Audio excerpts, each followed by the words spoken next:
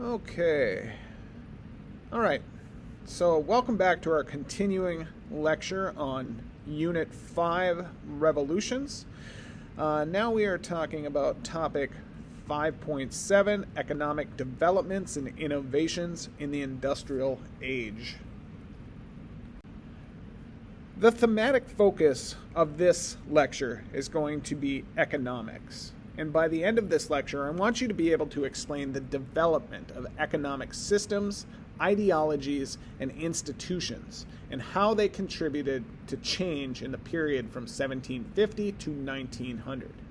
Historically, Western European countries began abandoning mercantilism and adopting free trade policies, partly in response to the growing acceptance of Adam Smith's theories of laissez-faire capitalism and free markets.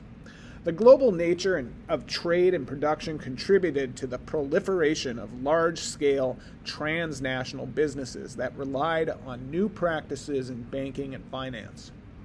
The development of industrial capitalism led to increased standards of living for some and to continued improvement in manufacturing methods that increased the availability, affordability, and variety of consumer goods.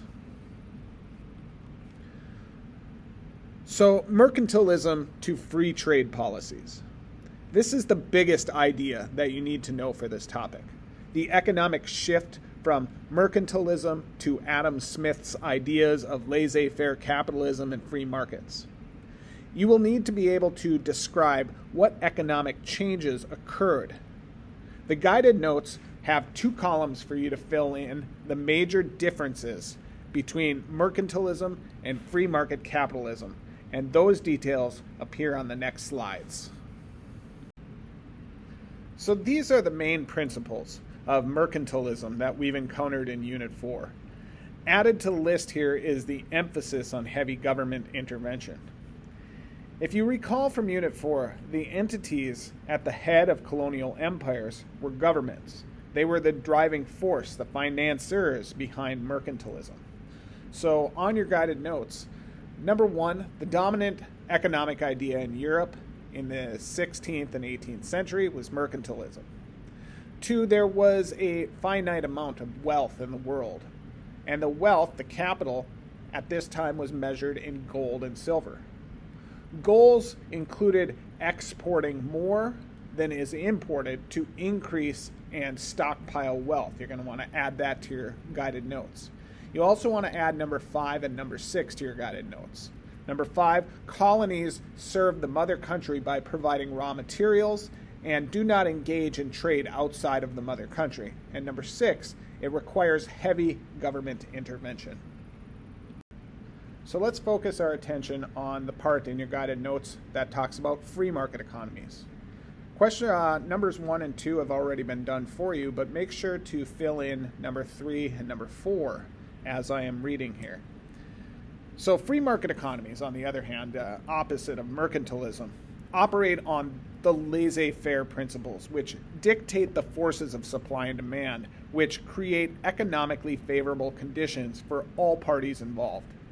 And one key aspect of a free market economy over mercantilist ideas is that wealth is not limited. The quote-unquote pie that is often talked about in reference to mercantilism, it does not exist in a free market economy because all involved parties are able to generate profit. Laissez-faire economists argue that unrestricted market competition leads to more efficient allocation of resources, innovation, and overall economic growth that benefits society as a whole. So I want you to focus on that bottom question on your guided notes packet. What is the key difference in who is served by mercantilism versus who is served in laissez-faire free market economy? Well, in mercantilism, the primary beneficiary is the state or the nation as a collective entity. Mercantilist policies are designed to strengthen the national economy and increase the wealth and power of the state. This is often achieved at the expense of other nations and sometimes even domestic consumers, who may have to pay higher prices due to protectionist policies like tariffs and import restrictions. The focus here is building national wealth, often through the accumulation of precious metals and favorable balances of trade. In contrast, a laissez-faire free market economy primarily serves individual consumers and producers. And the central belief of laissez-faire economics is that the most efficient allocation of resources occurs when individuals are free to pursue their own interests in an open and competitive market. In this system, the role of the state is minimized, allowing supply and demand to dictate production and pricing. Theoretically, this leads to a broader distribution of benefits, as market competition should result in more innovative, diverse, and affordable products and services for consumers. So, mercantilism versus free market economy. The reason we are emphasizing this shift in economic theory and application is because it really drives the Industrial Revolution as a whole. The Age of Enlightenment brought many new ideas to the forefront of European society, and these new economic ideas helped drive the developments of the Industrial Age. Many of the developments we have already discussed in Unit 5, like the factory system, relied on this shift in economic thinking. It was also a cause of shifting social structures, which we'll see more of in topic 5.9. This here is a 1639 painting by the French artist Claude Lorraine of an Italian port. I want to ask you whether this painting is more likely associated with mercantilism or laissez-faire free markets. Pause this lecture, take a look at the painting, and ask yourself the question: is this more mercantilism or is this more laissez-faire free markets?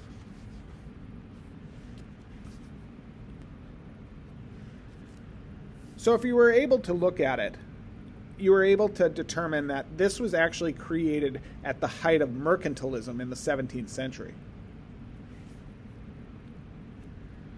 So the reason why I have you pause and answer questions like this is to have you use date ranges or time periods to try and identify key developments. In this case, mercantilism versus free market ideas. Now, this seems very simple, but this skill, it's going to help you identify developments within the correct time period on exam questions going forward. So for the next section, the new financial instruments, please find that in your guided notes. I need you to fill in the box for limited liability corporations, also known as LLCs, and the box for formal stock markets. Prior to the Industrial Revolution, businesses were typically owned by individuals or partnerships. In these models, owners and investors were personally responsible for all the debt and all the liabilities incurred by their businesses. As enterprises grew larger and more capital intensive during the Industrial Revolution, this arrangement became increasingly untenable. The concept of limited liability was introduced, fundamentally changing the nature of business ownership. In a limited liability corporation, an LLC, shareholders' liability for the company's debts and obligations is limited to the amount of their investment in the company. This encouraged more people to invest in businesses as it significantly reduced the risk involved. Consequently, businesses could raise larger amounts of capital to finance expansion, new technologies, and other improvements. Alongside the evolution of LLCs, there was a need for efficient means to buy and sell shares in these corporations. This need led to the development of formal stock exchanges.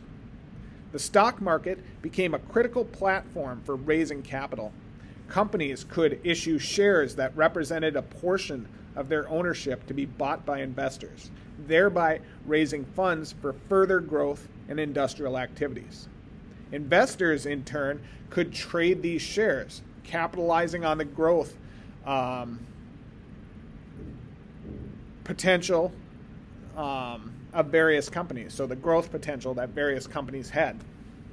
This trading was facilitated by the establishment of stock exchanges, with the London Stock Exchange and the New York Stock Exchange becoming prominent centers for global finance. The establishment of limited liability corporations and the development of the stock market were pivotal in shaping modern capitalism. They allowed for the aggregation of large amounts of capital necessary for industrial expansion while spreading the risk among a wider pool of investors. This not only fueled the growth of individual enterprises, but it also contributed to the overall economic expansion witnessed during the Industrial Revolution. These innovations in business organization and finance laid the groundwork for the corporate structures and financial markets that are central to the global economy today. So what are the precursors to LLCs? The joint stock companies we learned about in Unit 4, such as the East India Company in Britain. Their coat of arms is pictured here on the left of the slide. And the Dutch East India Company were the predecessors to the modern LLC. While not an LLC in the modern sense, the East India Company, chartered by Queen Elizabeth I, had features similar to a limited liability entity.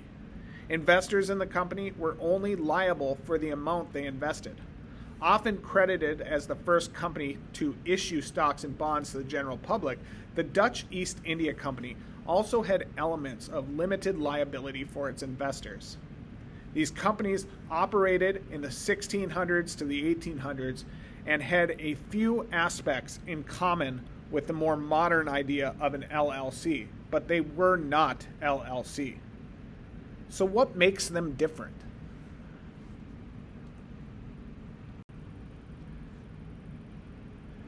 So this is a very simplified list of comparisons between joint stock companies and LLCs. Joint stock companies like the British East India Company and the Dutch East India Company were chartered by their respective governments. They were granted monopoly rights to trade in particular regions, a feature not present in modern LLCs. This monopoly power meant that they had exclusive control over trade routes and goods, often backed by military force. While the issue of monopolies arises in private corporations concerning a particular market, the important distinction here is that joint stock companies were government-backed, chartered, while the LLCs were not. Additionally, joint stock companies performed functions that would typically be associated with sovereign states. They had the power to wage war, imprison, and execute convicts, to negotiate treaties, to coin money, and to establish colonies.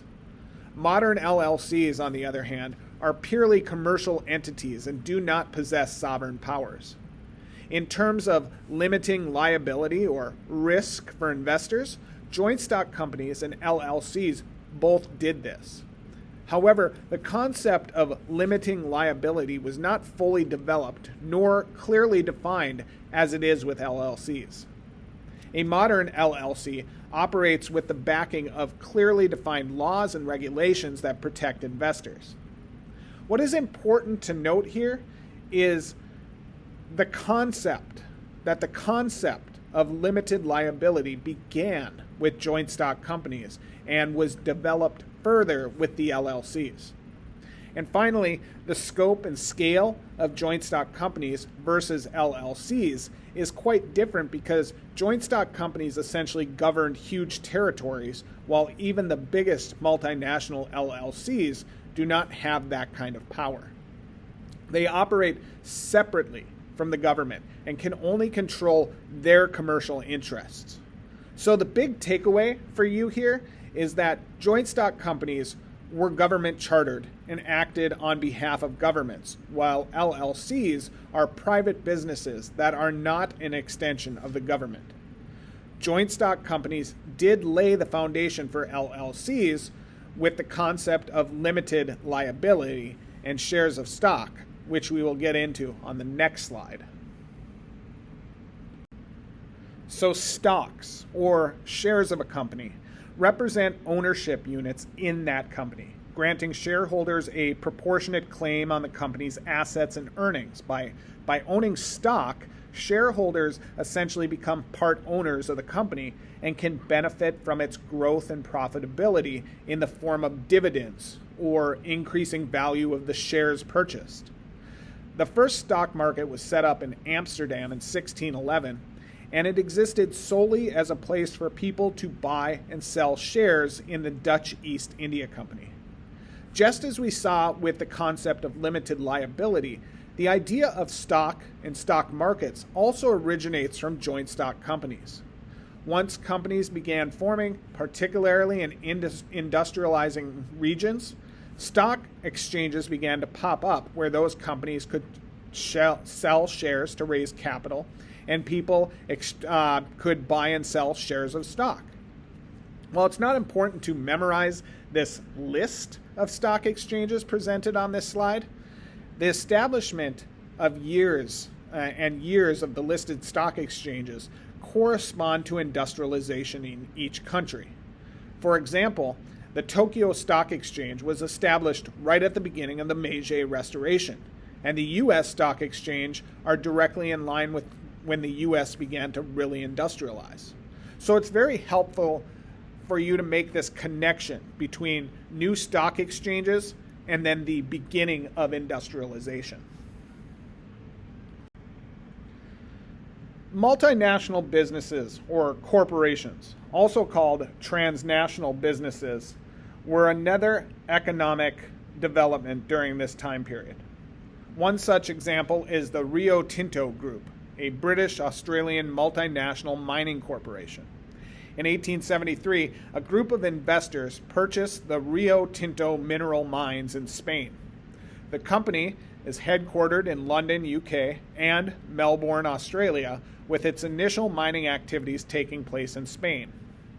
Today, the company has a much larger global footprint and operates in countries such as Australia, Canada, South Africa, the United States, and Mongolia, among others. So let's talk about the Hong Kong Shanghai Banking Corporation, or HSBC. HSBC is a British-owned bank that was established in Hong Kong after it became a crown colony as part of the deals struck in the First Opium War. This will be covered more in Unit 6. British merchants needed a bank to finance trade between China, India, and the rest of the British Empire. Colonialism and imperialism were often a crucial factor in the development of multinational corporations and not directly predicated on colonial expansion. The bank was founded specifically to help with imperial economic operations in Asia. The first branch was opened in Hong Kong in 1865, and then a branch in Shanghai opened shortly after, which is where the bank gets its name. It then expanded into Japan, and the bank still exists today as an extremely powerful worldwide financial institution. Pictured here is the lobby of HSBC in Hong Kong in 1908. It looks strikingly similar to a certain wizarding bank also originating in Britain. So Unilever is another example of a multinational corporation that developed as a result of changing economic conditions. Although the company did not actually form until after 1900, the time period which follows the one Unit 5 is situated within, the conditions which led to its formation are related to industrialization and colonial powers. Unilever was formed in 1929 through the merger of two companies, the British soap maker Lever Brothers and the Dutch margarine producer Margarine Unie. This union was strategic. It was driven by the complementary nature of their businesses. Lever Brothers, established by William Hesketh Lever in 1885, was a leading soap manufacturer, known for brands like Sunlight and Lifebuoy. Margarine Unie was formed in 1927 through the merger of two Dutch margarine companies, Jurgens and Vanderburg. Both soap and margarine industries relied heavily on palm oil, and the merger allowed for more efficient access to and use of this shared resource. The merger resulted in the creation of Unilever, a company with a diverse product range and a global presence, including the US and British colonial markets. After the merger created Unilever, the company continued to expand its operation globally. The 1930s saw Unilever growing its interests in food products, detergents, and personal care items, and expanding into new markets in Africa, Asia, and Latin America. It is still a global corporation today, and it is highly unlikely there is a single person in the class right now that does not have a Unilever product somewhere in your house. So take a minute, think to yourself, do you have any Unilever products in your house? See if you can think of anything. There might be a hint on the slide. After you've done that, or after you've gone through this lecture, go to the description for this lecture, and there's a link to the Unilever website that shows the different brands that they produce, so you can check and see which Unilever products you might actually have in your household. So industrial capitalism. In this topic, we've been through the transition of mercantilism to free market trade as the idea of Adam Smith gained traction. And we've discussed some of the financial developments of this transition: LLCs, stock exchanges, and multinational corporations. If we take a step back from those details, what we are seeing as a whole in Unit 5 is the economic development of industrial capitalism. This shift to private ownership of the means of production, such as factories and machinery, and the effects of this shift, urbanization, methods of raising capital, transitions away from subsistence production to commercial production for profit and mass production.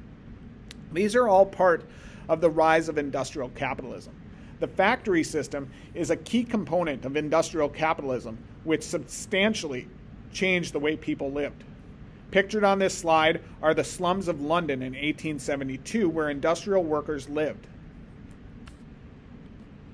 So the final key concept for topic 5.8, which is covered on the next slide, deals with increased standards of living for some, with an emphasis on some there.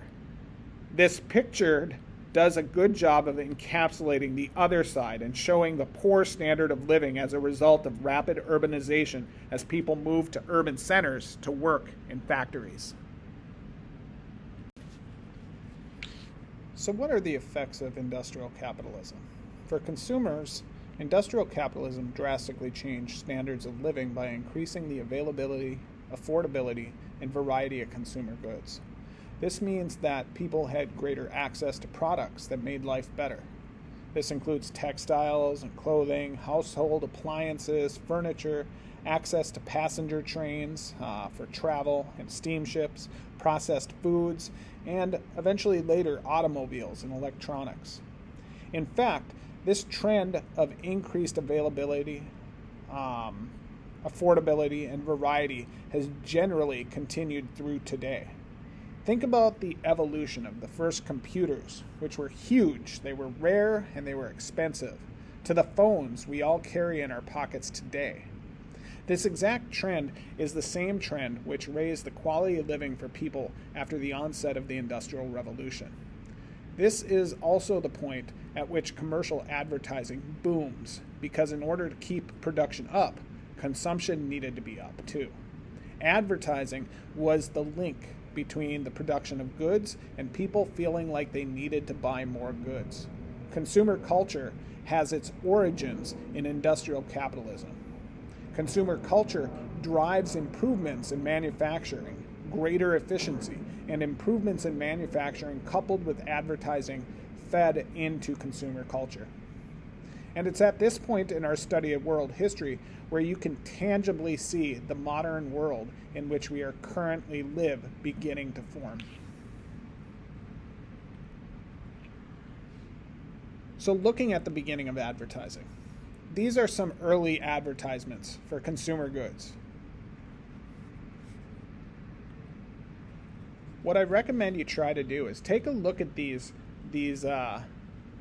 early form of advertisement. And then I want you to pull up recent advertisements. And I want you to think about how have the visual elements changed? What's different about them? What messages are conveyed between these early forms of advertising and what we see today? Who's the target audience? What techniques are used to appeal to consumers back then versus today? How do the products advertised reflect the era's technology and innovation?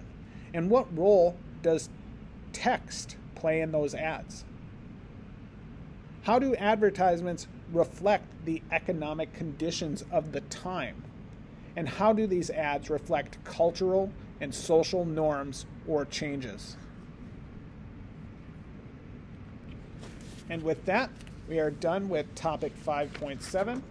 I'd like you to make sure to complete the graphic organizer for economic developments and innovations 5.7.